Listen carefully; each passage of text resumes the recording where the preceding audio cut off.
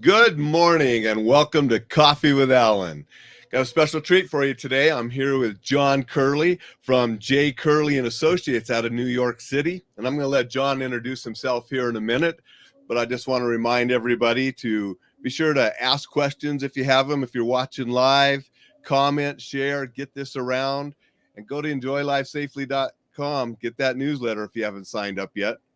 You know, I got a special mug I'm drinking out of here today. New York City mug, because John's there in New York City. So this is one my daughter got me one time on one of her trips. Nice. And John, I'm just going to let you introduce yourself. I'm going to pull up your website so people can sort of see the homepage of your website as you introduce yourself. Great. My name is John Curley. Actually, on this March 13th, that was my 37th year working as a private investigator. And I know your viewers are saying, impossible. He looks far too young for that. I also am a published author. I am with Rough Edges Press. And yes, that is ideal. That is an ideal title for a publishing house that would sign me, Rough Edges Press. And I owned by a man named Mike Bray, great guy to his authors, and James Reasoner was my first editor. And James Reasoner is a writing legend who helped me enormously. And I also advocate for stronger laws against child predators. And child protection is something that is extremely important to me. And it is the basis of most of the books that I write. They're crime fiction so far. And instead of looking for the Maltese Falcon, the characters are normally investigating crimes against children. And my work, my child protection advocacy, and my writing all sort of mesh together, and they're naturally connected.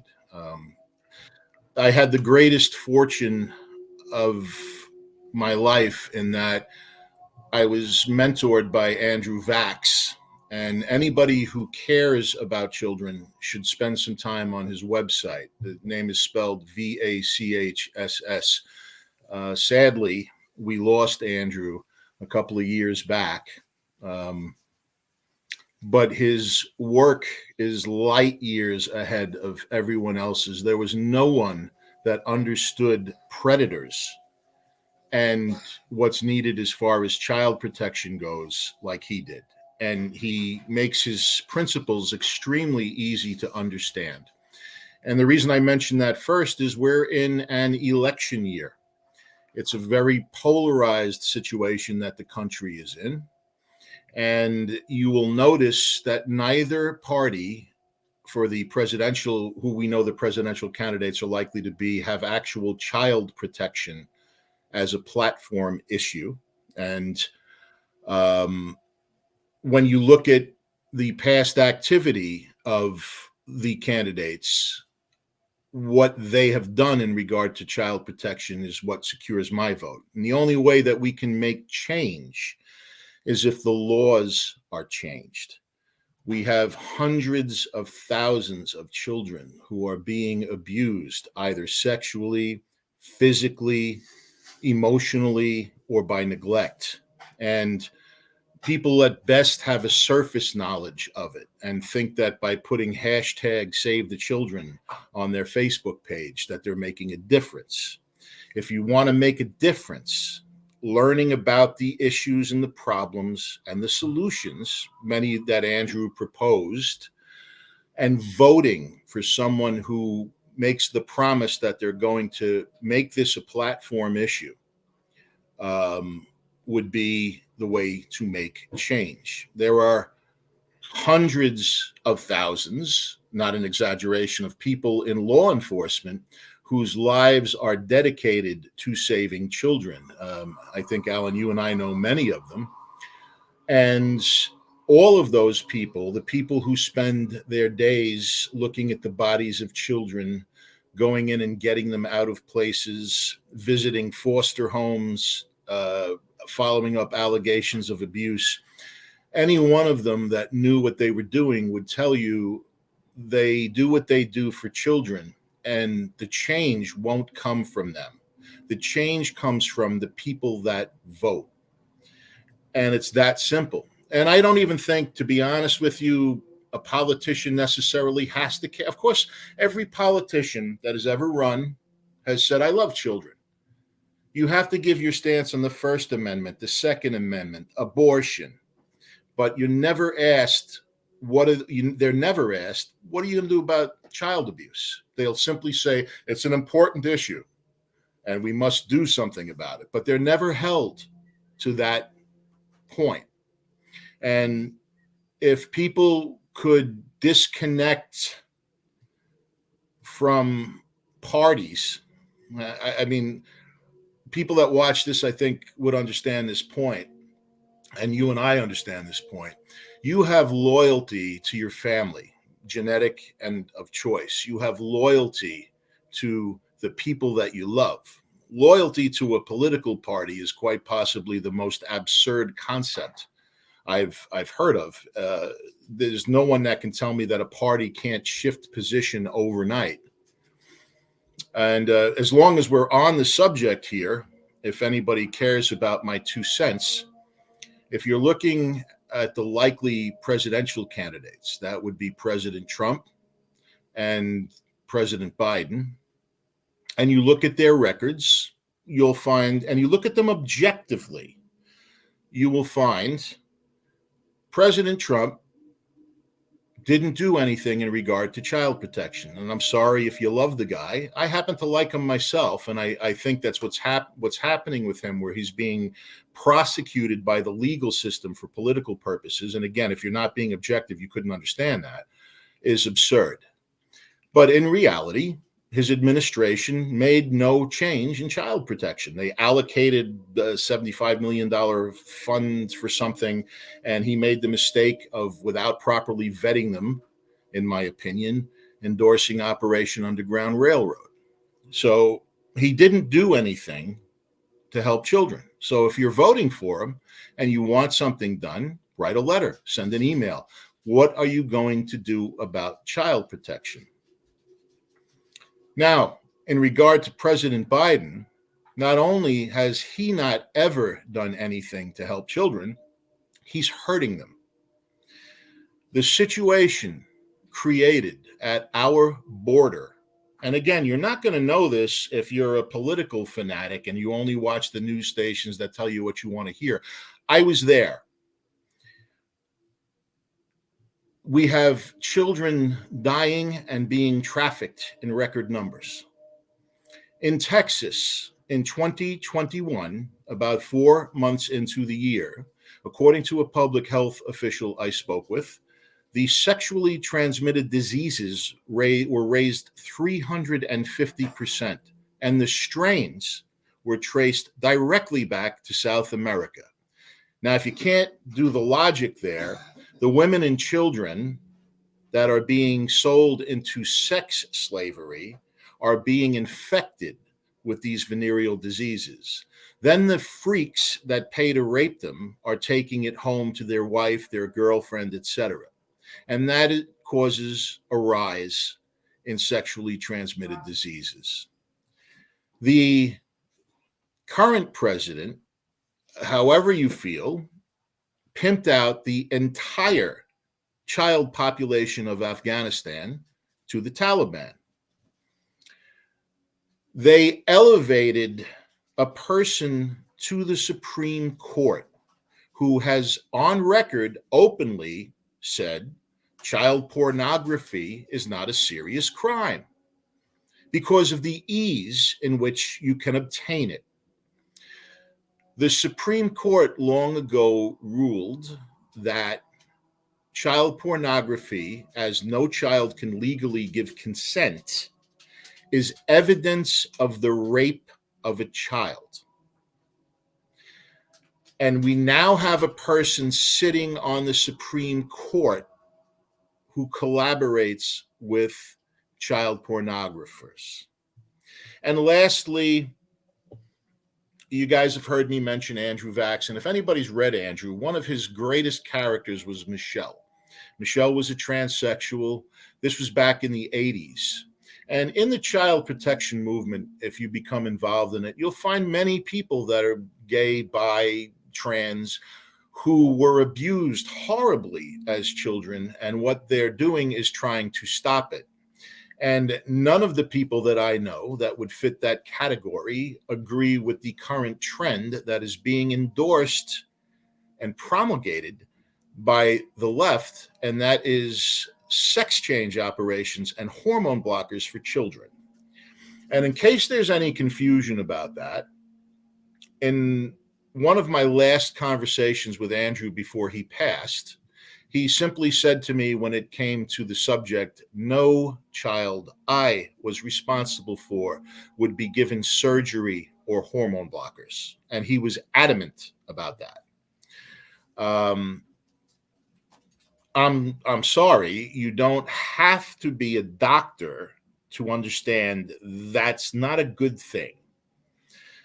And if you are a person who tries to make excuses for that, and you say you find some way to justify mutilating children, then congratulations. You're just one of the many people that has gone along with political parties and used children as a means. So when it comes to this particular election, I wouldn't vote left, because child protection is my main concern if you held a gun to my head.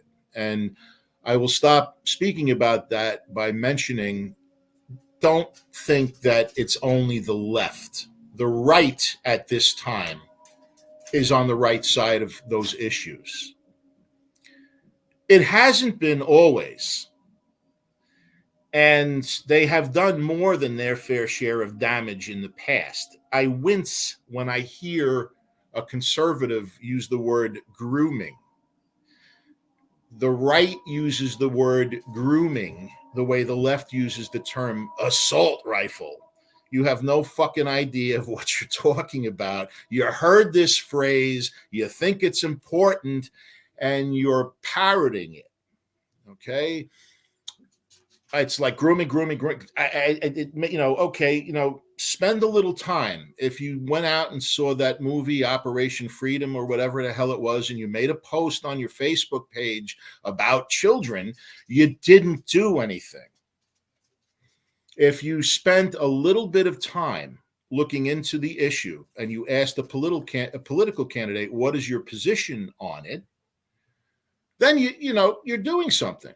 And so this is not me admonishing anyone, because that's exactly what I did until about 2014 or 2015, when Andrew had made a post. And Andrew didn't make posts on social media for shock value, nor was his activity restricted to social media. There are people that think that child pornography and sex enslavement didn't start until we had the internet. Got news for you. It's been around a lot longer than that. Even law enforcement, Bernard Carrick is a good friend of mine, and he did wonderful things for this city. He was here for us when they cleaned up the city, and I knew the difference because I walked the streets of the worst neighborhoods in the city for years. And there was a definite difference between the Dinkins administration and the Giuliani administration. And I don't care who you like or who you don't, that's the truth. And I was there. However, they cleaned up Times Square. Ask yourself, use that as an example. And this is not an insult to that administration, because I think they did a great job for the city overall. But when it comes to kids, do you think the people that sold children and the people that bought them just stopped? Or when Times Square got cleaned up, did they maybe go underground? It didn't stop. So that's something that's important. What's your position on abortion? What's your position on the First Amendment? Nobody ever asks, what's your position about children? There's never a demonstration about kids unless it can be tied in politically. When it came out that there were kids in cages under the Trump administration, there were demonstrations all over the place because people hated Trump.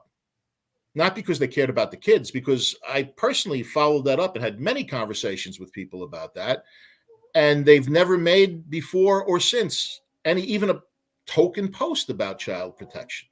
So Did they care about kids or did they hate Trump? And when they found out that that was an Obama era policy, boy, did the wind goes out of those sails. I'm So, gonna cut in here real quick, John. We got lots of comments I want to get into. okay, Now, I don't see them. Can I see them somewhere? yeah, I'm gonna bring them up, and that Oh, I I mean, see the I see comments. I see yep. comments. And that was quite the introduction. But I know you're passionate about this stuff, and that's why I wanted you to, be able to talk about some of that. But I want to say hey to some people. Jay and Vicky said good morning, so nice to have them here. Dixon says, funny, you don't look rough around the edges to him. Thank you for that. Richard's here, says, good morning, Alan and John. Oh, Great to hang I out with love you. Richard Prosh. Richard Prosh is one of the best people out there, and I may not be writing for Rough Edges Press if he didn't help bring me to their attention. Richard Prosh, yeah. and Brian Drake inflicted me on the literary world. It's their fault, folks. Awesome.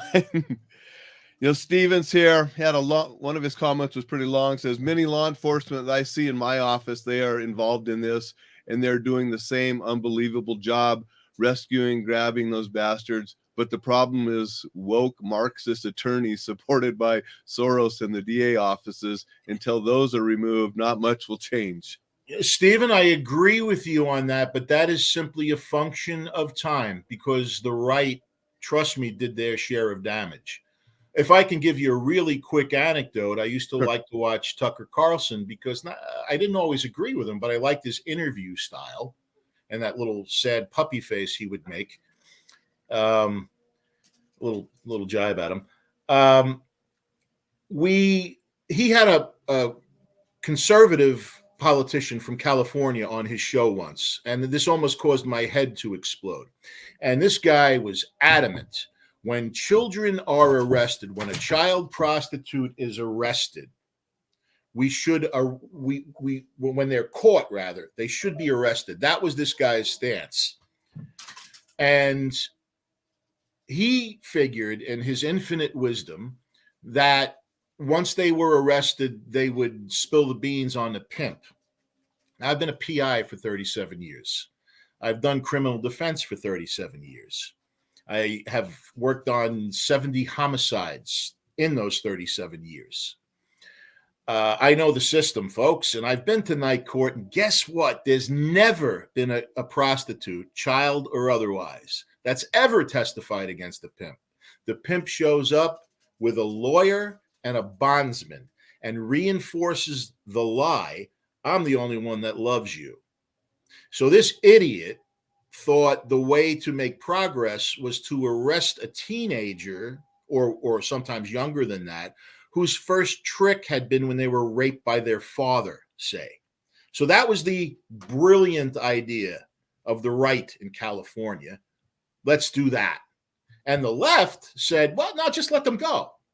And the obvious solution there is you have someone present and available who can work with kids like that and get them out of the situation and develop trust with them and start working on the damage that's been done. That's the solution.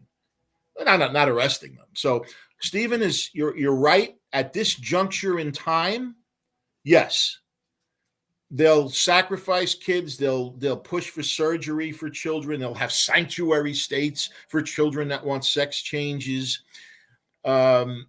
They'll do all those things. But trust me when I tell you, the right hasn't done anything of any note. And when they do try, both sides, by the way, they often do more damage because they don't listen to people.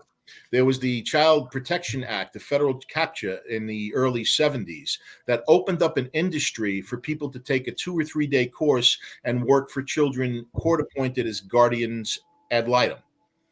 What they need is an attorney, a law guardian to represent them in the case of abuse. If a person, and let's use the state of Florida as an example, and by the way, I would trade the horse-faced moron that runs New York for the guy that runs Florida in 2 seconds. But when it comes to child protection, Florida is just as bad as any other state. Their child protection system is atrocious. That famous debate where DeSantis had the the diagram of human feces that were tagged online in San Francisco. It basically turned the whole page black. That was true. And that was a great jibe he had against the hairbag that runs California. However, if that had been a map of every place a child has been abused in that city and the state has not done what it should in either direction, map would be the same. Florida doesn't have law guardians. If you are accused of rape, and this is important, folks, we go by trial. We don't go by accusation, because there is such a thing as false accusations. And fanatics don't get that. If you don't think children lie, spend the day in family court. What you would need to have happen is an attorney would be appointed to protect the child and not to answer to the court. That's a big difference between a guardian ad litem and a law guardian. And what was supposed to happen in that Federal Child Protection Act back in the 70s, it was supposed to be that if you're a state, you don't get funding for your legal system, your courts, from the federal government, unless you appointed law guardians. But it was changed to guardian. And guess who did that? The right did. And that's not to say, by the way, that law guardians always work out the way they should. A lot of them need work. A lot of them need further education. I mean, the key answer for making the system better is the same for both sides in that issue of false allegations. You have better prosecutors, better investigators, better judges, people that understand child protection. You will have less allegations that are false, that go too far, and you'll have better treatment for children. But you, as the accused, if somebody accuses you of raping a child in Florida and you can't afford it, you'll get a lawyer. If you ask me, that child should also get a lawyer. And we do these things at our own peril. If it's not the direct cause, it is child abuse is related to so many of the social ills that we have. One of Andrew's accomplishments was that for 10 years, he ran a correctional facility for violent youthful offenders. And in that 10-year time frame, in studying and working with these kids, and he had a great success rate. None of them are going to be Citizen of the Year, but he was able to rehabilitate many of them. And what he found out, big surprise, if you have a child that has either no compunction about hurting you or derives pleasure from it, you are certainly looking at severe abuse in that child's background. So we advocate to interfere with that process. And the last thing I'll say about that is, by the same token, and this is where now the other side would hate Andrew, that does not give them the right as adults to hurt others. The first thing the freak says when he gets arrested for raping kids, the first thing he says or she says, I was raped as a child. Anybody in law enforcement can tell you that. That is bullshit. Because what about the majority of people who were raped as children who do not rape children? So if you have a child rapist or pornographer, you have a sociopath, a person with no sense of moral obligation. It's that simple. Fortunately for us, not every sociopath is a child molester. Very often they're politicians or car salesmen. But that's what you're dealing with. And they cannot, by the way, be saved. And don't give me this. I know a lot of people are going to chime in. I get this all the time. Well, Florida's got the death penalty for child molesters. Talk to me in 10 years and tell me how many have been put to death. First of all, we have in the past made mistakes with the death penalty. It is biased, if you don't want to say racially and culturally, by money. There's a big difference between a rich person's defense and a defense that's provided. And this is not a jab on public defenders. Many of them are very good. A lot of them are better than people think because they do these trials all the time. Basically, you have this thing. It's window dressing. Look what they did for child protection. Death penalty. Again, in 10 years, tell me how many of them were actually killed. Bullshit. Okay. And capital punishment is another thing that we can't all agree on. I've heard intelligent arguments on both sides for the death penalty, but we're never going to agree on it. Okay. However, if we could agree, say second conviction, life, no parole. What that does is it leaves legal remedies in place in case it was wrong and you can't reverse that mistake with the death penalty. So it does provide a modicum of safety, and there would in fact be a small percentage of people that were convicted that didn't deserve it. But what that would do is it would remove that freak, and that freak isn't hurting kids anymore. You have to learn, people have to learn, and they have to get an understanding for what this problem actually is. You're friends with Don Rowley. Do you know Don? I know Don, yeah. Yeah, the only real life ninja, right? Yep. I'd be afraid to fall asleep in Don Rowley's house. The guy's got a great sense of humor, so I would be afraid to fall asleep in Don Rowley's house. Don and I worked on something a couple of years ago where he had gotten information about a guy in my state. I'm going to give you people this name. Look it up. Don't go listen. Vigilantism doesn't do anything, folks. If there was as much blood as is threatened on the internet, we would all be waist deep in it. But in case you're one of those guys, remember the guy in Washington State, you'd have to look this up on your own, who was using the sex offender database to go around exacting vengeance, but didn't realize that very often, most of the time, they're not where they say they are, and he capped an innocent guy. So we don't need that from you. I just want your goddamn vote. You don't have to go out and kill nobody. Don't need that. Just you voting and paying attention to that. But Don found this guy named Vernon Van Zyl.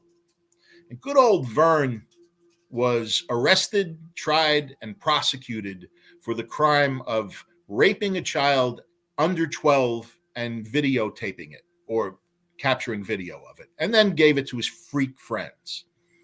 And what was happening was Vern was advertising MMA lessons from his basement.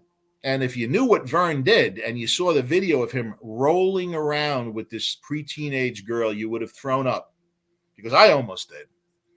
And initially, when we looked at this, I said, nothing you could do, folks.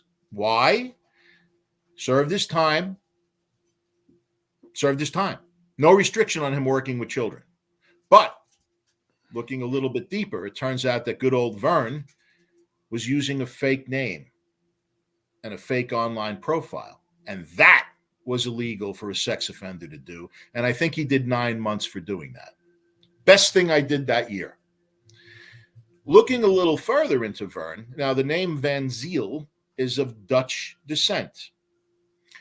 They are in the Hudson Valley of New York, way upstate, Painted Post. They've been there for hundreds of years. His father and his brothers, guess what? All child sex offenses.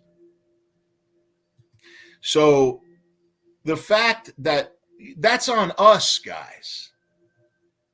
We allow this to happen. By the way, Vern was so stupid, he was following me online with a fake name, but he had his own picture back up. We're not talking rocket scientists all the time here, folks.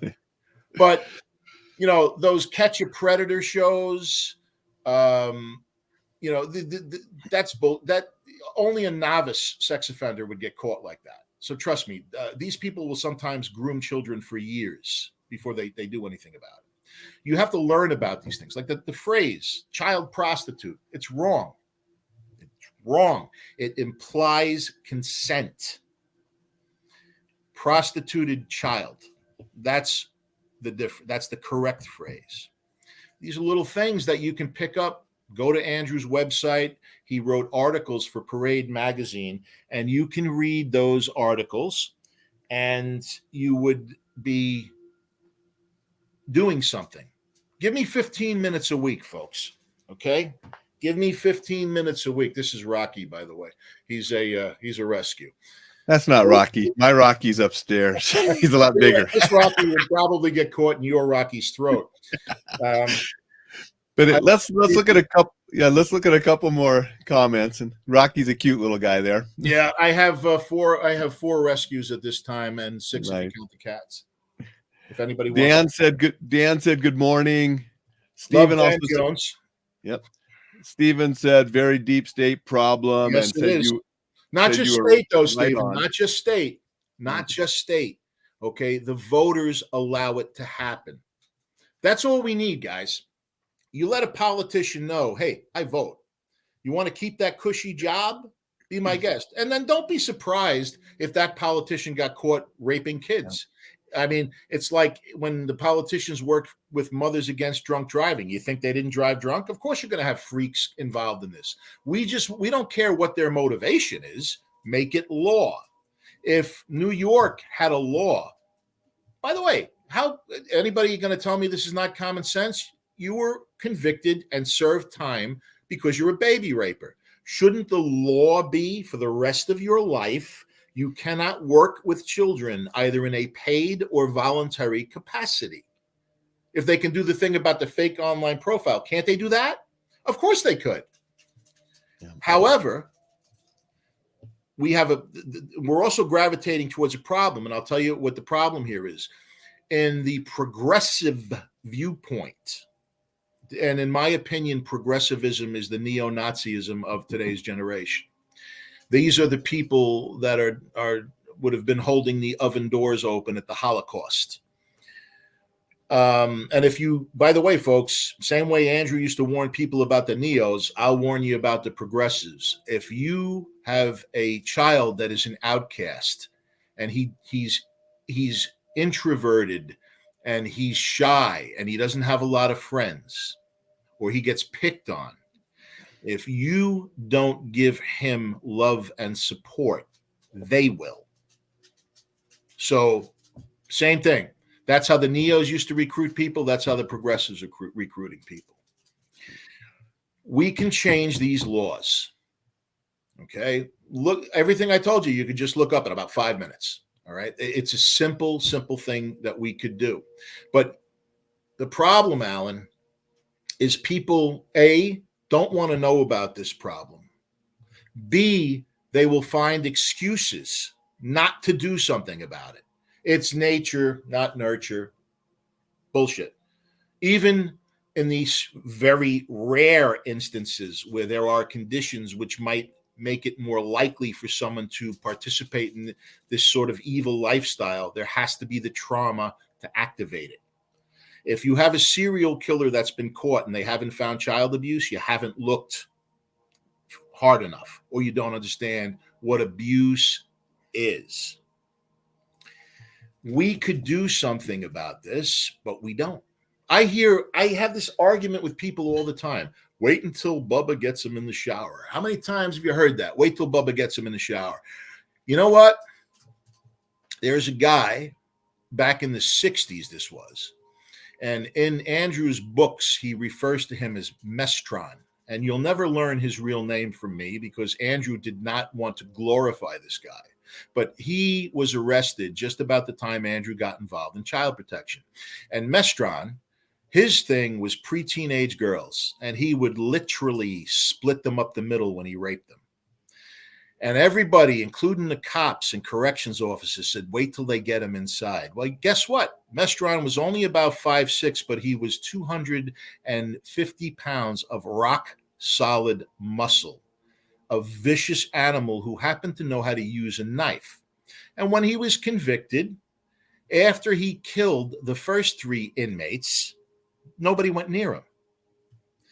So don't tell me, well, Bubba will get him. That's another excuse for you not to do anything, folks.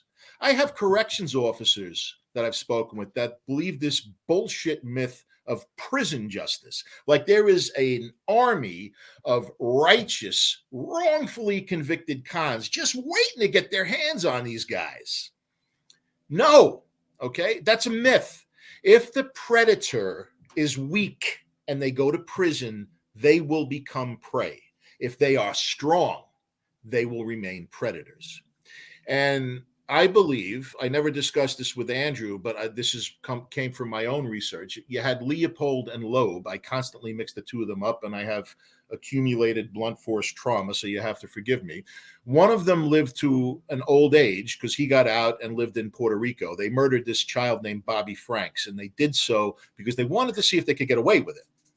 No other reason. And and they may have been sexual deviants. We have no idea about that for sure. However, that's why they killed this kid. One of them got out and lived to an old age. And his prison life was okay because he was wealthy. His family gave him money. And you can protect people inside if you got money. I've done it. I've had clients that have gone inside. You find out who's in charge, the gang, I mean. And you pay the gang leader's mother's mortgage or something like that. And they'll be fine. Trust me on that. The other one was murdered in the shower. And the guy that killed him said, well, I killed him because of what he did to Bobby Franks. But what it turned out was the guy owed him money. And in prison, if you owe somebody and you don't pay, now the person that you owed, everybody's going to target them and look at them as an easy mark. So you got no choice. That's why he killed him. And I've had corrections officers tell me, no, I've seen it. Yeah, did you see a weak little guy that looks like Woody Allen get jumped in his shower? Because don't they do that if he's doing something else too? Well, yeah. Oh, okay. So forget the prison justice thing, guys. That's another way we collectively use not to care about what happens to our kids. It's that simple. And I'm, as law enforcement, if you think about what I'm talking about, and unless you actually considered this, it might not have occurred to you. But I've known hundreds of people that have been in prison. This is how it works. If you are weak, you become prey. If you're strong, you're a predator. End of story. John, Dan went on to say, child abuse, period, in any form should be eradicated by the citizens. Our government has been hijacked by the NWO, and they fear not our Lord. Comment. I love Dan Jones. Okay, I have the distinct feeling that if I ever disappeared, Dan Jones would show up asking people why. I actually was once threatened by somebody, and I kind of chuckled. And he said to me, "You think this is funny?" I said, "Well, actually, I do." But what I'm actually thinking about is, I had this vision of somebody like Dan or Clint Overland showing up and knocking on their door saying, "Where's John?" And I was thinking to myself, boy, you're really going to regret this if you manage to go through with it. Jay said, I agree with Dan, but Dan, I also, I love you, but I don't agree there should be religion in school. There should be no religion in any school. It should be separate. But progressivism is also a religion, and that shouldn't be in schools either. As a matter of fact, if you have a student and you're a teacher and that student knows your political views, you're a bad teacher. Sorry, you're a bad teacher. And it takes a certain amount of arrogance to say that you are 100% right in your views. Because, boy, you're right up there with Hitler and Stalin, and the people that agree with you are the brown shirts. End of story. Doesn't matter what your views are. I don't want religion in schools, but what I want is for children to be taught math, logic, things that will help them survive in this world. I don't want them taught your political views. If you're going to discuss religion, you discuss all of it and the impacts, good and bad. Yeah, Catholicism is great. We had this little thing called the Inquisition, some pedophile priests and all. And yeah, you have crazy fanatic Islamics, but I also have friends of mine that look at those people and know they're crazy. Religion is a tool, like a gun. It is your interpretation of it. If your interpretation of a religion is that you have to kill your child because they dishonored you, that's culture. That's not religion, and we don't need that on this planet. If your religion is men are superior to women, we don't need that on this planet, okay? It's a matter of interpretation, and if it's used as a means of control, it's awful. if it is used by you as a way to save yourself, that's great. You know, Andrew used to say, and I used to agree with him, if there is a God, he should be sued for malpractice, because I get free will, but not doing that stuff to babies, not babies. You know, I get free will. And I used to tell Andrew, if you happen to get there before me, draw up the papers, and when I get there, I'll serve them. So, you know, we had that deal, Andrew and I. And So by the way, folks, we're touching on all the taboo topics today, John, which is awesome. No, I appreciate that. I want to do a couple more comments, and I want to get to your books before we run out of time today too. Happy to. And Jay said, great speaker. Doug's here. Doug said there are no actual conservatives in California. Hey, listen, by the way, Doug Whitrock, he's my people. I love Doug. Great guy. And Doug is a great guy. A lot of friends in common. And by the way, I don't know if you'll see this, but I was convalescing over the winter from some surgery. And despite the fact I shut myself in and didn't want to see anybody, my friend Ted forced his way in and got me the Star Trek red shirt thing. And a little shout out to Ted there. And his brother Mike, great guys, love you guys. And there were so many people that do this fight that are in our corner. We had a huge vacuum with Andrew gone, and there's no way I could fill that. But I did promise him. We talked about it often. I have no idea what made me worth his time. And we spoke about an hour a week for maybe 8 years. I don't know what made me worth his time. I'm grateful for it. I could never take his place. Nobody can. But I did promise him that I am in this fight until it's my time. And we had a deal. I was donating money to the Legislative Drafting Institute, which is an institute he created of attorneys that actually craft the laws that politicians can have passed. So there's no loopholes. Great idea. The deal was I would donate an extra $100 to the Legislative Drafting Institute if he went first, because Andrew had malaria, and that was eventually what caused him the heart problems that took him from us. He hadn't had a drink in 50 years. So I said to him, if you end up in Valhalla first of all, you get me in, number one. Number two, I'll give an extra $100 to the Legislative Drafting Institute if you wait for me to get there and we have your first drink together. So that was an actual thing, and I am looking forward to seeing him again, hopefully when I'm 100 years old and shot by a jealous husband. Dan said absolutely, John. And even before you mentioned the shirt, Dixon's comment was up there saying, love your shirt, John. Yeah, it's cool, man. It's like my favorite shirt now. It's going to fall apart because I wear it so often. Robert. Go ahead. I'm sorry. Robert's here, said exactly. Dan also followed up and said, what I meant was our government has failed us. We've got to do something. Yes. But that's not new. Look, you know what? I wouldn't even care. You have some person, you look at some of these people, on the right, you got like the Jewish space laser lady, and on the left, you got Alexandria misfiring Cortex. I swear to God, I don't know how her autonomous system actually operates. You can't be that stupid. You can't, but she is, and she lives. It's a given that when she is no longer in politics, she's going to be a rich person. Okay, I don't care. Yeah. But do something for kids. Do that little thing. And you know what, folks? If you look at Andrew's stuff, it was bipartisan, and the proof of that was both sides hated him because he was the truth and not politics, and both sides fail. Using his work as a guide, it's a way to get people to work together and talk. It's reasonable. All right, you're a 22-year-old person, you got the chromosome thing, or even if you don't, and you make the decision that you want a sex change operation, okay, you're making that decision as an adult. Children are not capable of that. They see things. As proof of that, there have been mass child suicides. Andrew wrote about that in a book called Down Here, or down in the zero. I'm sorry. What happens is a child becomes despondent and commits suicide. And the children that are left see what happens and the terrible grief and the loss and how everybody's talking about them and regretting that they didn't help them. And in their minds, that becomes the thing to do.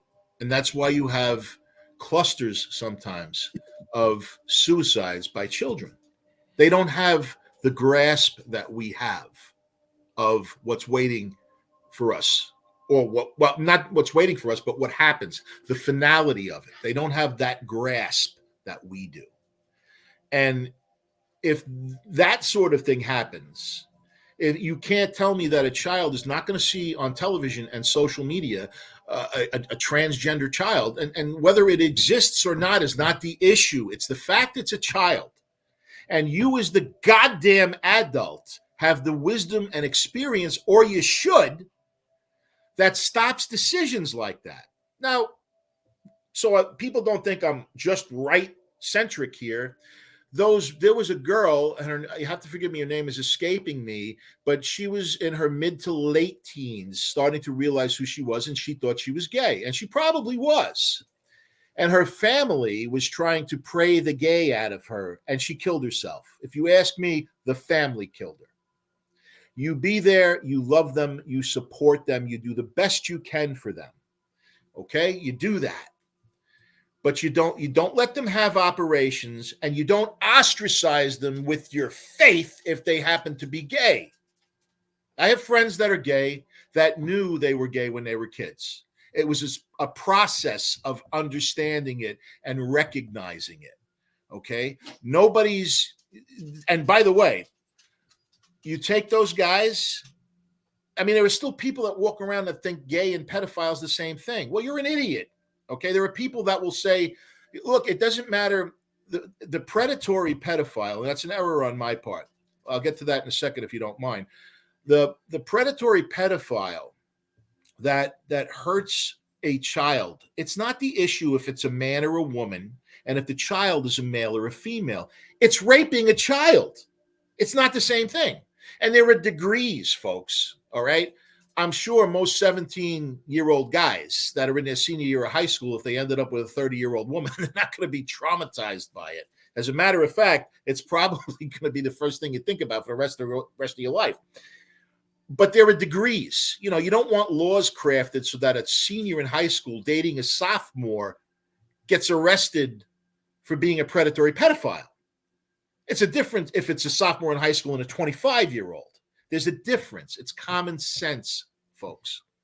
You know? And the last thing I want to say on that subject is, if you saw Ray Donovan, superb series, and the only difference between me and Ray is he made more money and was better looking than me. Because very often we're not hired to investigate, we're hired to fix. Sometimes we can, sometimes we can't. A little insight into the actual thing that pays the bills.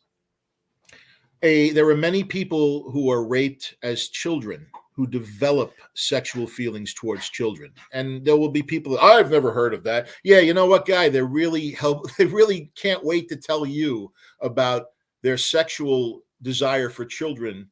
Okay, they really can't wait to tell you about that. But if there are therapists out there, the therapist will say, yeah, we get people like that all the time. They're greatly disturbed by it. That person can be helped.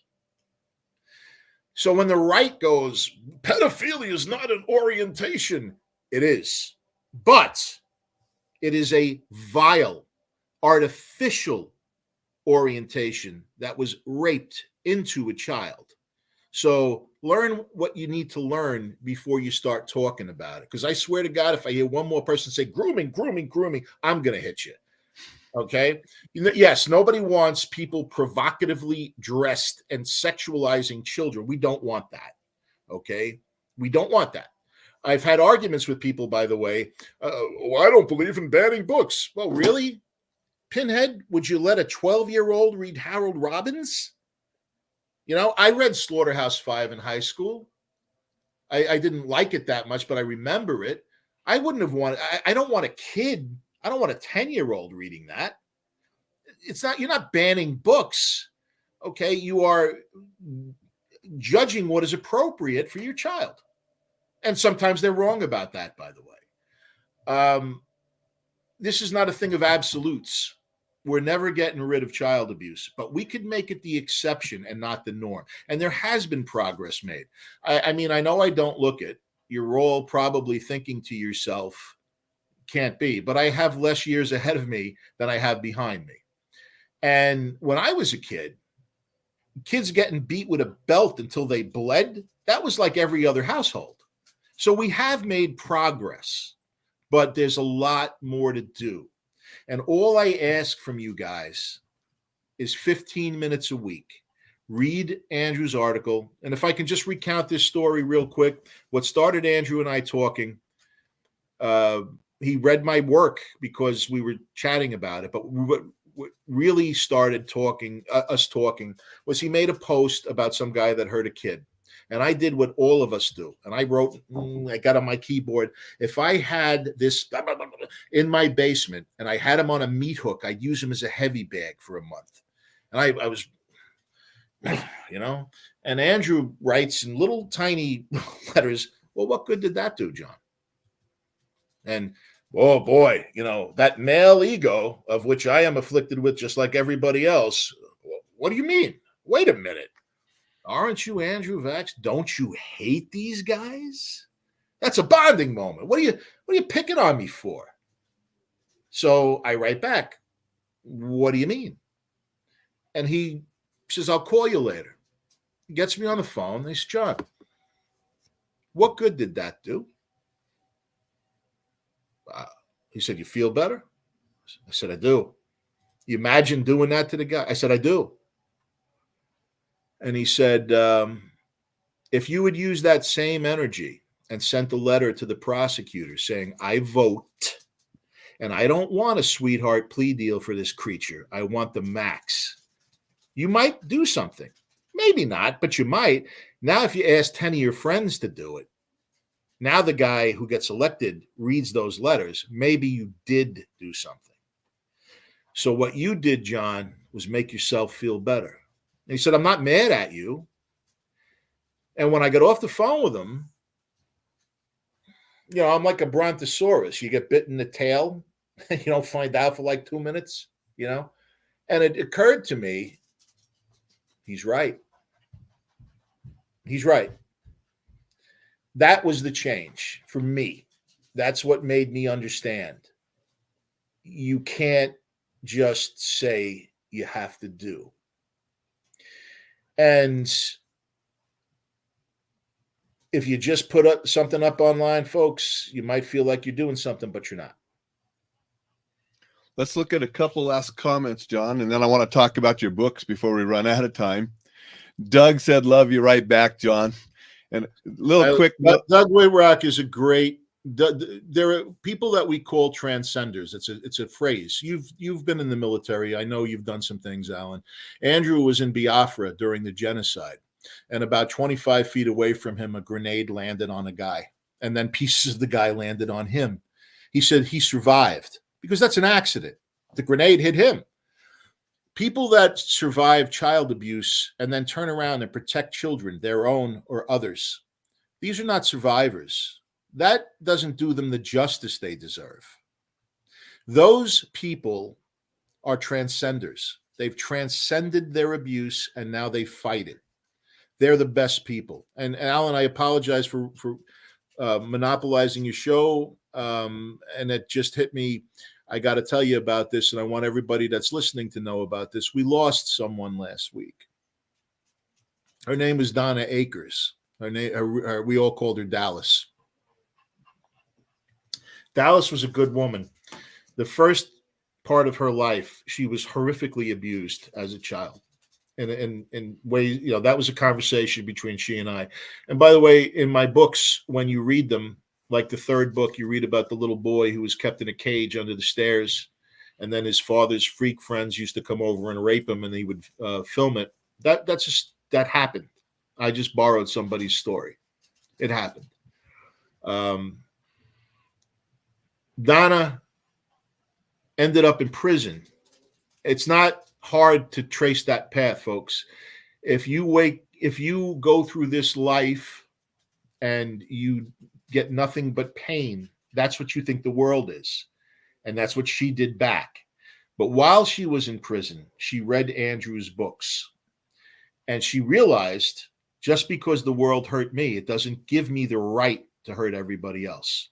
And she turned her life around. She got a college degree. And when she got out of prison, she was in law school and she was going to follow in Andrew's footsteps and she was going to be an attorney and she was going to represent children. If you see on my Facebook page, there's a picture of me, a drawing. I wish I looked as good as that drawing. Donna drew that of me when she read my book.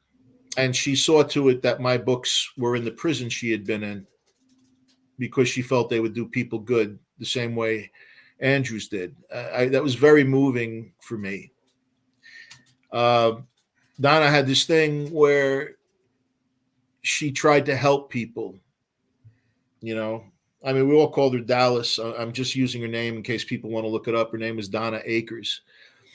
And she was trying to help somebody, and she got a shotgun to her face for that. And then the son of a bitch set her house on fire.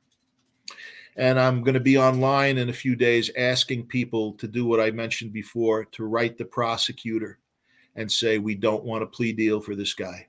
We have far too few people like her to have lost one. It's a hard one. And I'm sorry to hear that, John. Thank you. I mean, we didn't talk about that before since that's so recent, but yeah, it's she didn't deserve that, and we have too many people. We have too few people to fight to lose somebody like that. You know, wanted to read Robert's comment. Another thing that people don't want to look at is where these clusters happen. A hint in Mr. Vox's books was the implied location after I turned off the turnpike at exit 18 in Connecticut.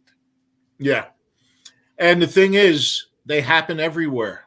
Predators are everywhere. There are no more predators in the Catholic Church than there are in Judaism or Islam. It just so happens that the Catholic Church is enormous. And predators hunt. Listen to this, folks. Predators hunt where there is prey. Not all priests are baby rapers. Most aren't.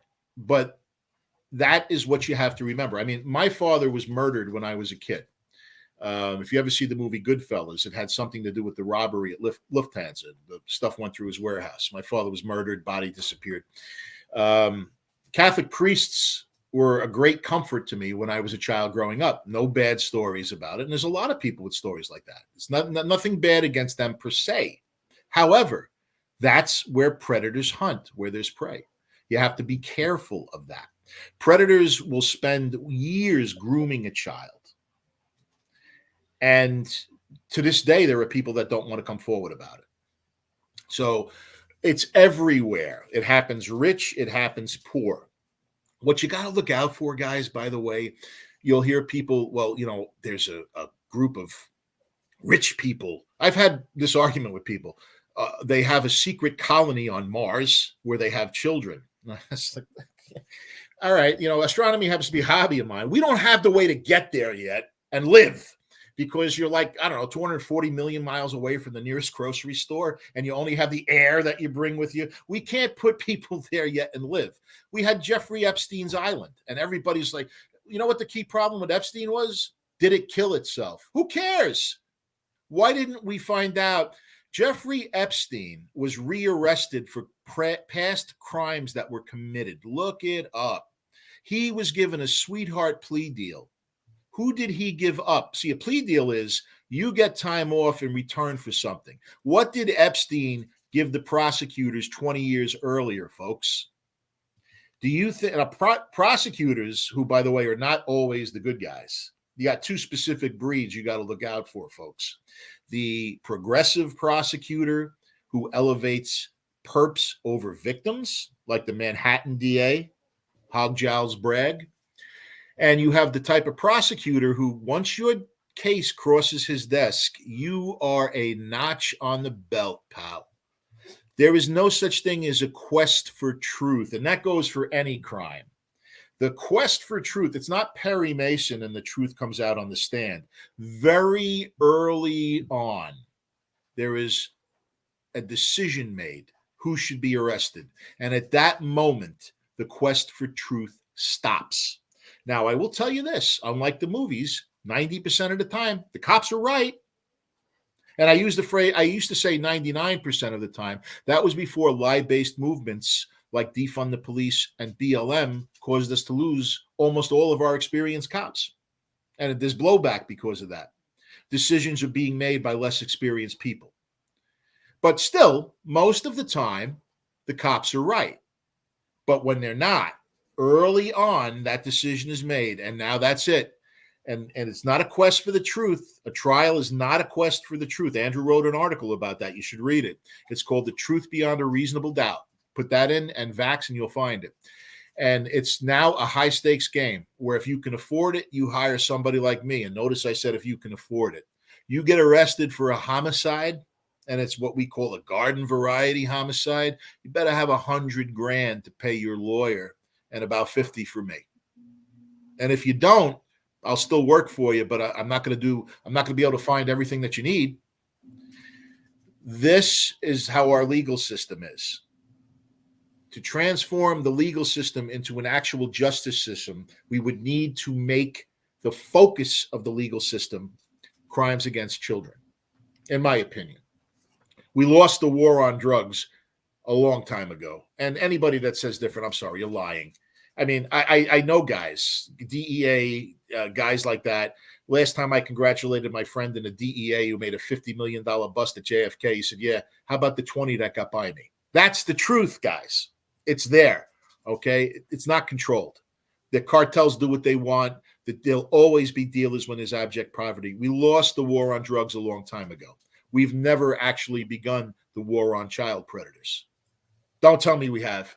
If you're one of those people, seek me out and tell me why you think that is. I'll have you disproved in about 10 seconds. You give me $1 billion, which is nothing to this government. And you let me hire some of the people that are on my website, Mike Marino, Anthony Schaefer, Walter Rant, Joe Schmitz, Ron Gorsline. You let me put together a team of guys. You give me $1 billion in the agencies, and you'll see a dent in child pornography. We can't even together as states get together and say what's a crime, what's not a crime. And by the way, last thing out there, pro-life, huge thing, polarized. Problem with most people who are against, not all, most people that are against abortion just don't give a damn about the millions of kids that need their help now. You'd really impress me if you did, you know? And when I had this conversation with Andrew, one of the last ones, and I said to him, I don't understand something, Papa. I used to call him Papa V. I believe what you believe. No child is born bad. So, and why aren't you more upset about critical race theory? And why aren't you more upset about this child sex operation thing? And he was quiet. And he said, John. And whenever he said that, I knew I was like getting a lecture from my father. Whenever I heard that tone of John, yes, Papa. And he said, I have limited time. I spent the morning speaking to politicians in Texas who don't feel that an incest clause, however infrequent they think it is appropriate for abortion. He said, I've handled personally hundreds of cases where kids were raped by a father, an uncle, a cousin. Hundreds out of maybe the 10,000 cases he did his whole life. So maybe statistically it's a small thing. Hundreds, okay? He said, John, by the way, how do you know when a kid is pregnant? An 11-year-old, John. How do you know when they're pregnant? And I went, blood test, urine test? No, John. They start to show. And that's not at 4 weeks. And an 11-year-old carrying a baby is likely a death sentence for the 11-year-old. So that I understood. And he said, so that's what I spent my morning doing. He said, critical race theory, he said, is garbage. And I said to him, it teaches white kids that they're evil and black kids that they're stupid. And I'm sorry, guys, if you're an advocate for it, you're changing what it initially was. You're a liar. And he said, think about the critical race theory thing for a second. why hasn't anybody brought it to federal court like they could and put a stop to it? That was a good question. Very simple answer. The people that advocate for it lose because it's against federal discrimination law. But the people that are fighting it would stop getting donations at that point. And that was not something I looked at. And he said to me, I don't think the child sex change operation thing would ever become prevalent. But if it does, we'll fight it. And that was what he had to say about that. And I think that's important when a man of his experience has those opinions. So I get it out there. But the bottom line was he said there was only so much I could do. And that's the thing. There was only so much he could do. It's up to the rest of us. And don't concentrate on the cult of 10 rich people that are kidnapping kids and taking their blood. Hey, even if there is something like that, you're talking about like 0.001% of the problem. Let's focus on the things where we can make change, and then we can do something about that.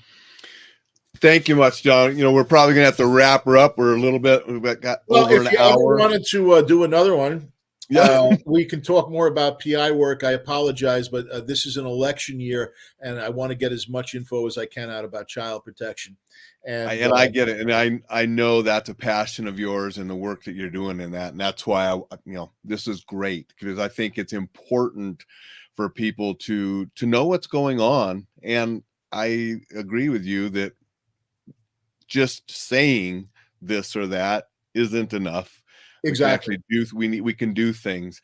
I know I've gone to conferences here in Missoula about, child trafficking, which is real big up here, especially with some of the reservations and the Native American kids and stuff. And it's not just restricted to that. Okay. There are churches to this day. Okay. There are churches to this day. When is your daughter going to be 16? Did you want that 14 acres of mine that abut your land? It happens, folks. And it's not just for sex, happens for work too. So it's all around. Okay. And stop saying grooming. But Stephen thanked us both for a great presentation. And thank you, Steve. There's your website. Anybody wants to learn more about John and contact him. And I would say, if you like crime fiction, folks, whether or not I get another 3-book deal from my publisher depends upon the sales. What I can tell you about the books is anything in my books can and will happen. And I recently was paid an enormous compliment by a top-notch private investigator who was a homicide investigator, and he read all 3 of my books in 6 days. That's flattering. And he spent, 30 years as a cop, and he said to me, I love the books because they're intense, but they're real. It does happen like that. He said, so I got to ask, because book 3, which is called Harbingers, I got the idea for it a couple of Halloweens ago. Did you ever actually come up against devil worshippers like it says in the book? And I said, no, that's the one thing that I didn't do. So no, I didn't, throw down with devil worshippers, but there's still time. I'm not that old yet. You never know.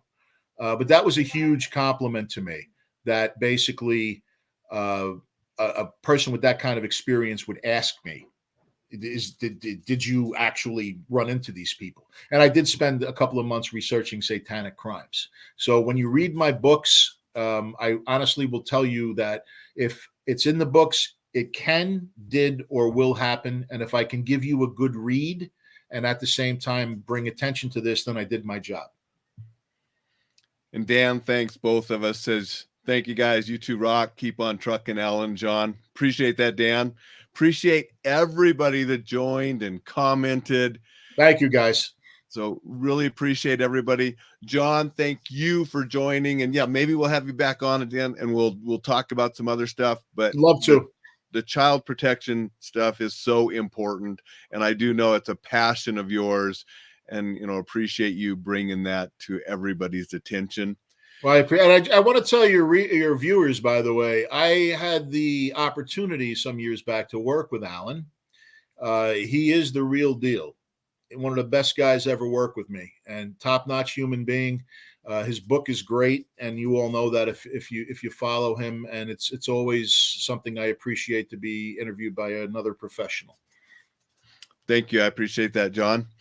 Everybody, go out and make it a fantastic Friday, and I'll see you tomorrow. Take care, guys.